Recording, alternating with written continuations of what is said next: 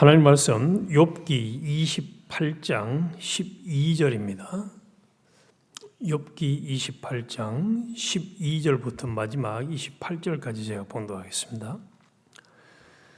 그러나 지혜는 어디서 얻으며 명철이 있는 곳은 어디인고 그 길을 사람이 알지 못하나니 사람 사는 땅에서는 찾을 수 없구나.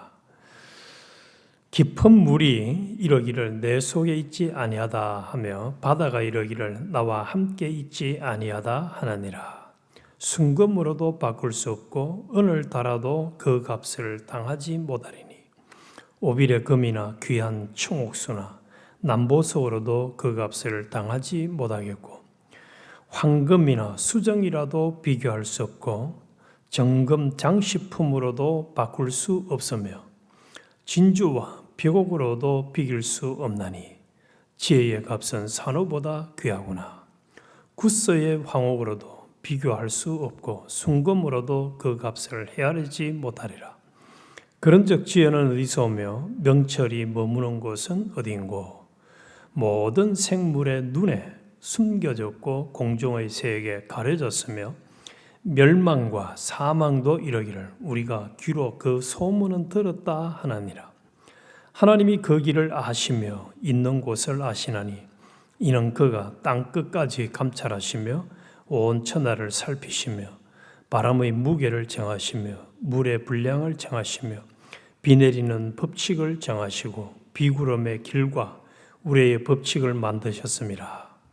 그때에 그가 보시고 선포하시며 굳게 세우시며 탐구하시고 또 사람에게 말씀하셨도다. 보라, 주를 경외함이 지혜요 악을 떠남이 명철이니라. 보라, 주를 경외함이 지혜요 악을 떠남이 명철이니라. 오늘 아침에는 나는 지혜롭고 명철한 사람인가 하는 질문을 해보겠습니다. 나는 지혜롭고 명철한 사람인가? 성경에 보면은 노아 홍수 이전에 많은 사람들이 용사를 만들고 네피림을 만들고 아주 대단하게 잘 살았습니다.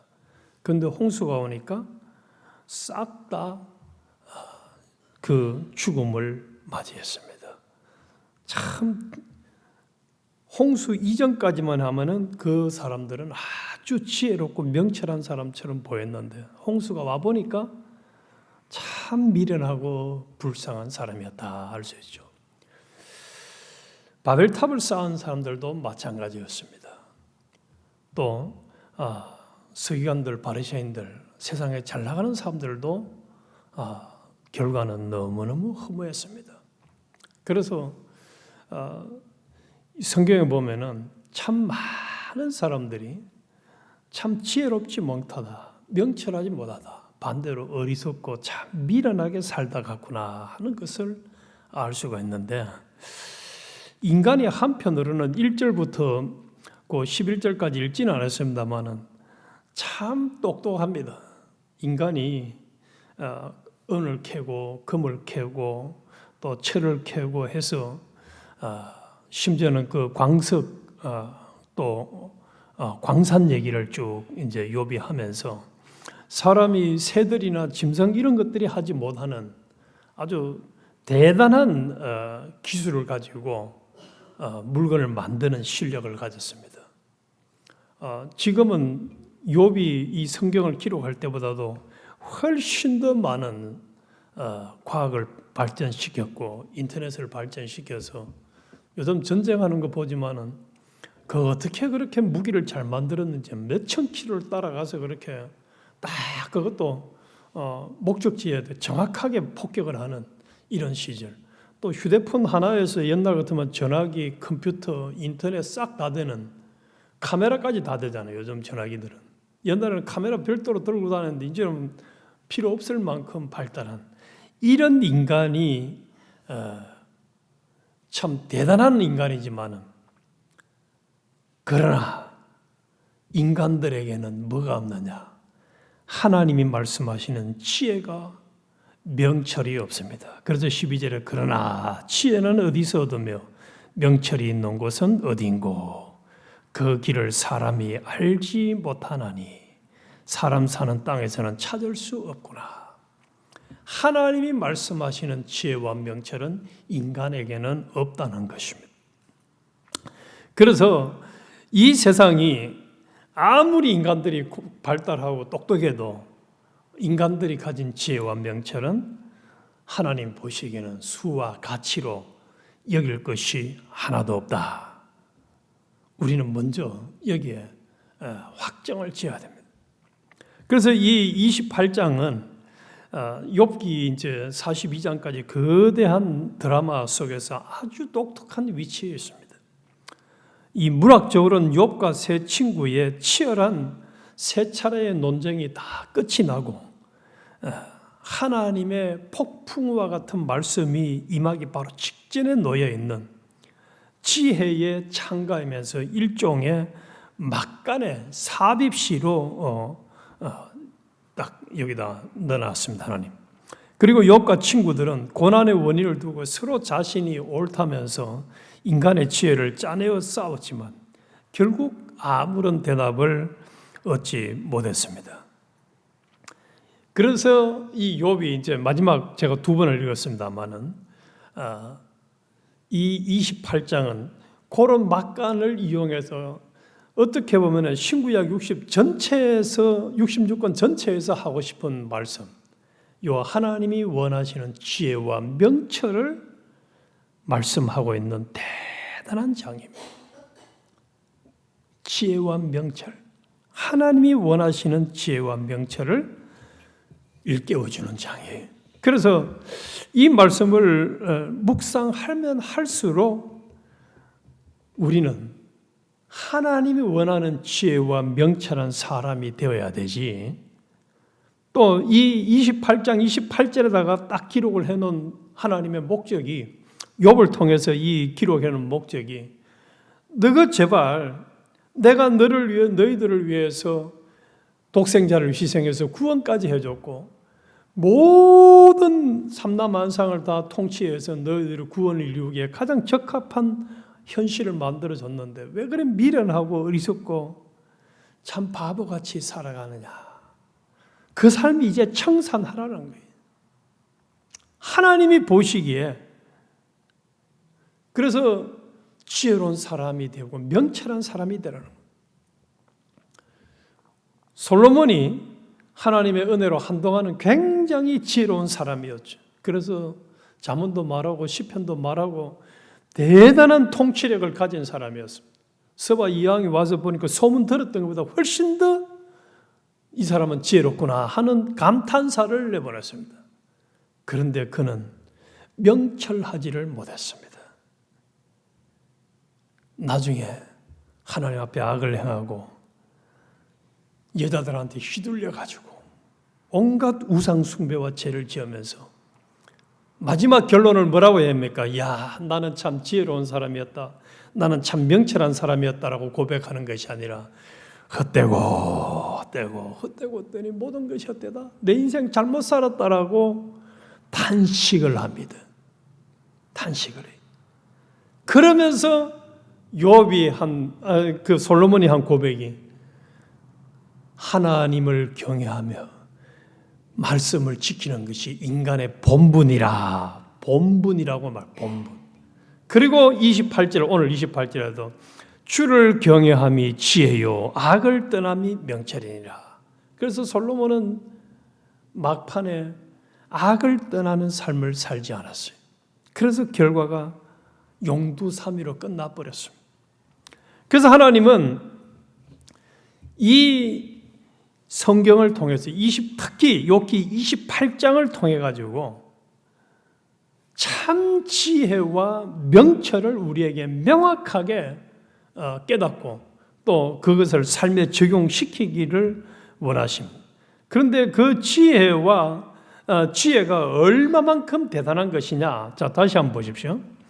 이 지혜는 15절에 순금으로도 바꿀 수가 없고 은을 달아도 값을 당하지 못하니 오빌의 금이나 귀한 청옥수나 남보석으로도 그 값을 당할 수 없으리라. 또 황금이나 수정, 정금 장식품, 또 진주와 벽옥으로도 비길 수 없구나.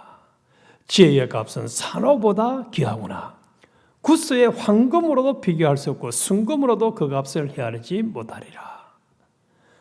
세상에 있는 아무리 좋은 것을 가지고 지혜를 살려고 해도 살 수가 없는 그런 고귀한 것이 지혜라는 거예요. 그런 고귀한 거예요. 그래서 하나님이 원하시는 지혜, 또 하나님이 주시는 지혜는 세상의 그 어떤 무엇보다도 가치 있는 것이다. 이것을 우리는 확정을 지어야 됩니다. 반대로 말하면은 이 지혜를 가지지 않은 사람이 온 세상 거 다 가져봐야 어떤 얘기죠? 아무 의미가 없다는 얘기지. 아무 의미가 없어요. 이 지혜가 없이 세상 거 다 가지는 거 아무 의미 없어요. 이 지혜는 세상 무엇으로도 값으로 계산할 수 없을 만큼 가치 있는 것이라는 거예요. 그래서 20절에 그런즉 지혜는 어디서 오며 명철이 머무는 것은 어딘고. 새도 모르고 짐승도 모르고 다른 아무것도 모른다는 거예요. 아무것도 몰라요. 그런데 그 지혜와 명철이 어디에 있는가, 또 무엇인가를 결론으로 보십니다. 우리에게 가르쳐 28절에 그 사람에게 또 사람에게 말씀하셨도다. 보라, 주를 경외함이 지혜요 악을 떠남이 명철이니라. 하나님만이 그 지혜와 명철을 아시고 그 길을 아시고 선포하시는데, 그 지혜와 명철이 뭐냐? 하나님을 경외하는 것이, 하나님을 경외하는 것이 지혜요 악을 떠나는 것이 명철이라. 그래서 그렇게 말씀을 하였어요. 하나님이 어떤 분이냐? 하나님은 그 24절에 이는 그가 땅끝까지 감찰하시며 온 천하를 살피시며 바람의 무게를 정하시며 물의 분량을 정하시며 비 내리는 법칙을 정하시고 비구름의 길과 우레의 법칙을 만드셨습니다.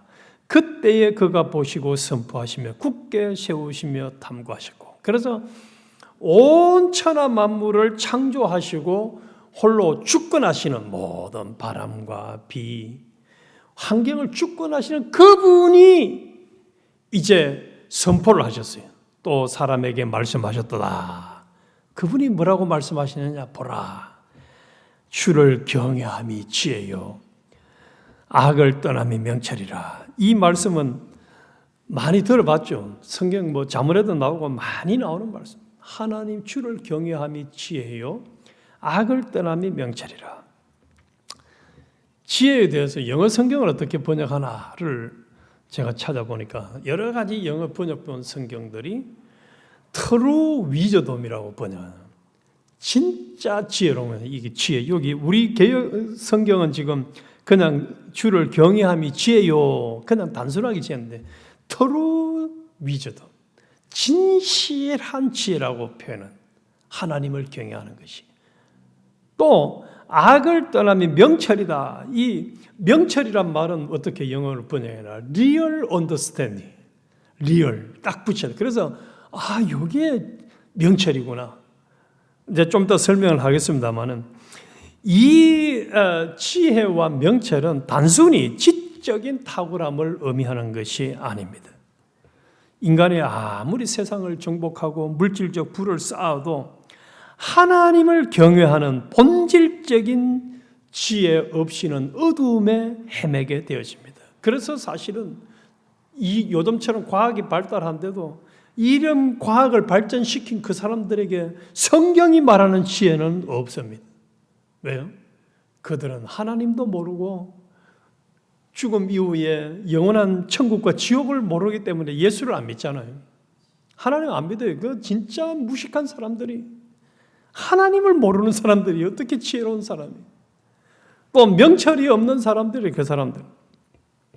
그래서 이 성경은 지혜를 문제 해결을 하는 그 기술을 얘기하는 것이 아닙니다. 성경에서 말하는 지혜는 하나님과의 올바른 관계를 유지하는 태도, 이게 지혜라는 거예요. 성경에서는 하나님과의 관계를 올바르게 유지하는 거예요. 그 하나님과의 올바른 관계를 유지하는 것이 뭐라고요? 본문에서는 주를 경외하는 것이래요. 경외하는 것. 하나님을 경외하는 것. 이게 지혜라는 거예요.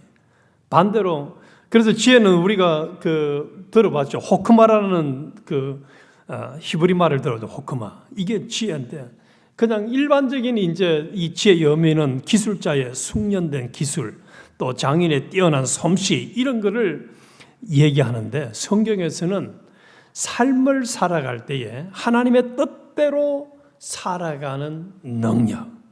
그래서 하나님의 뜻을 따라서 잘 살아가고 하나님과의 관계를 바로 가지는 것이 지혜라는 거예요. 지혜라는 거예요.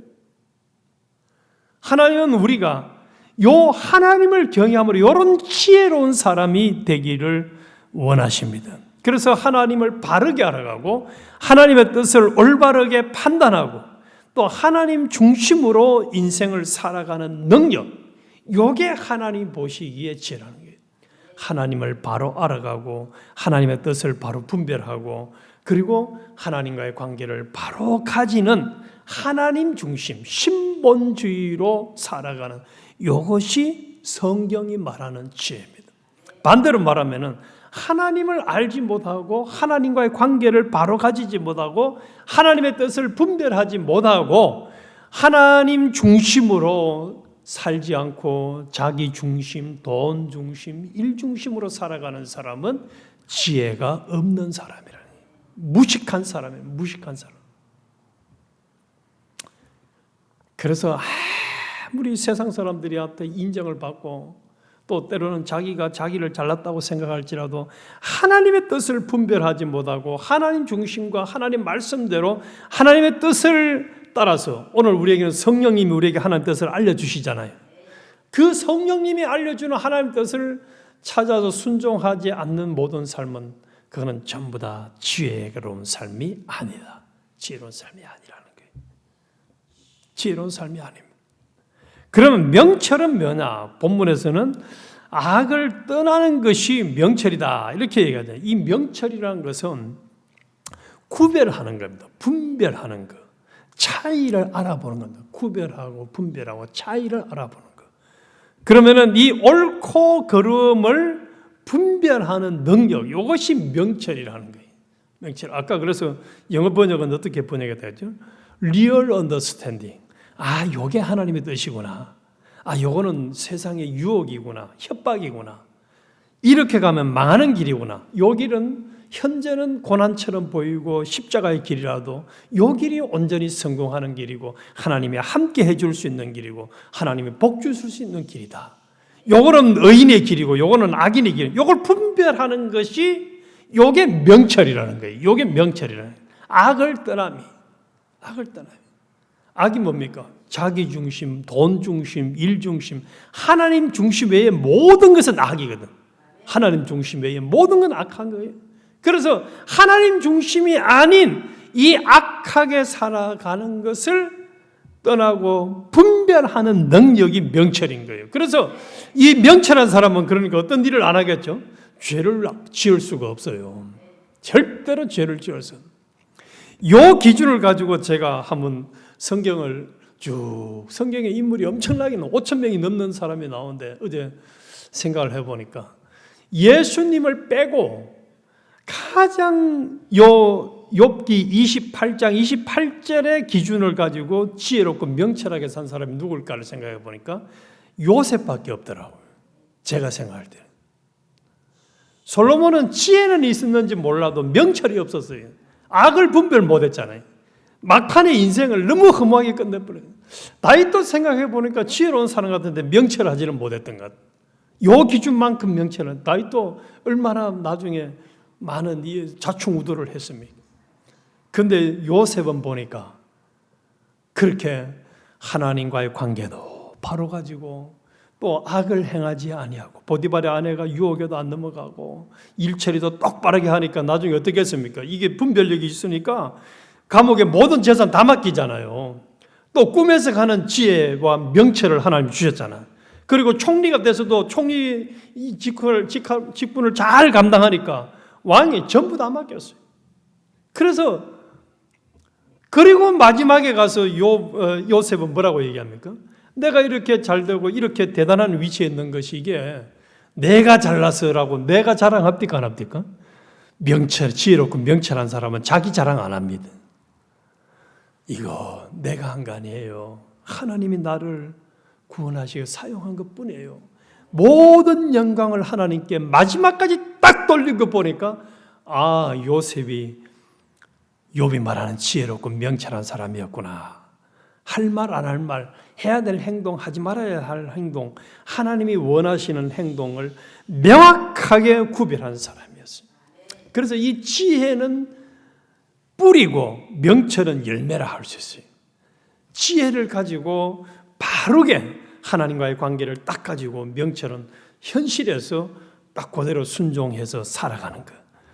그래서 우리 남은 생에 이제 우리 살아도 얼마 삼을지 전혀 우리 알 수 없습니다만은 하루를 살아도 1분 1초를 살아도 하나님이 우리에게 원하시는 것은 지혜롭고 명철한 삶을 살다 가라. 이건 지혜롭고 명철한 삶을 살다 가라. 하나님과의 관계를 똑바로 가지고 현실에서는 다시는 너를 위해 살지 말고 세상 본받아 살지 말고 어리석고 미련하게 살지 말고 명철하게 살아는 명철하게 살다가 딱 하나님의 뜻을 분별해서 악을 떠나고 의의 길, 믿음의 길, 십자가의 길, 좁은 길, 생명길, 승리의 길, 하나님이 함께 해줄 수 있는 길, 요 길만 살다 가라는 것입니다. 그래서 우리 인생 진짜 얼마 남지 않았습니다. 그래서 이제 우리 남은 생에는 지혜와 명철이 인간에게는 없다고 했습니다. 분명히 욥이 고백한 것뿐만 아니라 성경 전체는 인간에게는 지혜와 명철이 없어요. 오로지 하나님만이 가지고 있는 지혜와 명철을 우리가 받아서 이제 한순간을 살아도 살고 하루를 살아도 이렇게 하나님 주신 지혜와 명철을 살아가지고 악에서 떠난 삶, 하나님이 함께 동행해 주는 삶, 모든 은행 심사가 이 명철의 열매를 딱딱 맺어서 나중에 하늘나라 갈 때에 전부 다 우리의 삶의 결과를 하늘나라로 다 옮겨가는 그런 실력 있는 사람, 또 한편으로는 이 지혜와 명철의 부자가 되시기를 주님의 이름으로 축원합니다.